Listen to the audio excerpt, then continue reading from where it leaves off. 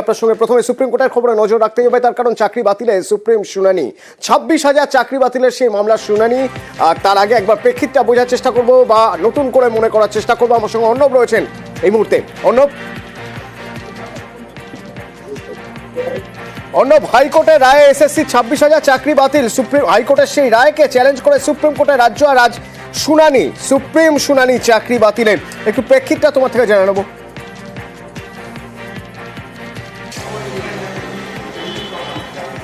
দেখো, যারা চাকরি হারিয়েছিলেন, যাদের চাকরি হারানোর সমূহ সম্ভাবনা, প্রত্যেককে বলার সুযোগ পেয়েছেন।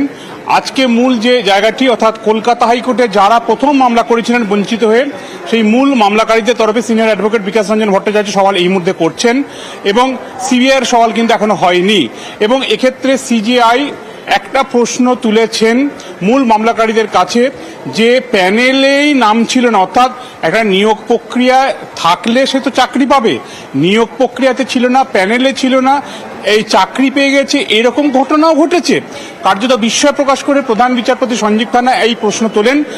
সেক্ষেত্রে মূল মামলাকারীদের তরফে আইনজীবী তিনি জানান যে কলকাতা হাইকোর্টে যখন এই মামলা এগিয়েছে সেই সময় এটা এসএসসির দেওয়া তথ্য অনুযায়ী স্পষ্ট হয়েছে যে প্যানেলে কেউ ছিল না।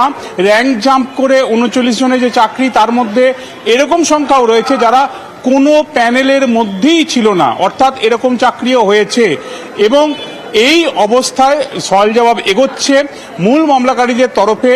যে বিষয়গুলিকে বারবার হাইলাইট করা হচ্ছে যে একাধিকবার, মোট 4 বার ডিভিশন বেঞ্চে সুযোগ পেয়েছে বঞ্চিতরা তাদের বক্তব্য বা চাকরি হারারা তাদের বক্তব্য জানানোর জন্য, কিন্তু এসএসসি বা মধ্যশিক্ষা পর্ষদ তাদের যে বক্তব্য, যে হলফনামা, সেগুলি যখন চাওয়া হয় সেই হলফনামার মধ্যেই তো এটা প্রতিষ্ঠিত সত্য হিসেবে সামনে এসছে যে গণ্ডগোলটা কোথায়।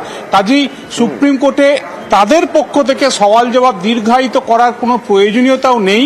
তারা শুধু ফ্যাক্টটাই বলতে চায় এবং সেই ফ্যাক্টটাই কিন্তু এই মুহূর্তে তুলে ধরছেন বিকাশ রঞ্জন ভট্টাচার্য। এবং এক্ষেত্রে র্যাঙ্ক জাম্পে চাকরি, প্যানেলের বাইরে থেকে চাকরি এবং ওএমআর কারচুপি করে চাকরি, এই তিনটে আলাদা আলাদা যে বিভাগ, সেই বিভাগের বিষয়টাই কিন্তু বিস্তৃত আকারে সিনিয়র অ্যাডভোকেট বিকাশ রঞ্জন ভট্টাচার্য সওয়াল করছেন, শুনছে সুপ্রিম কোর্ট। ধন্যবাদ। নজর থাকবে আমাদের সুপ্রিম কোর্টে।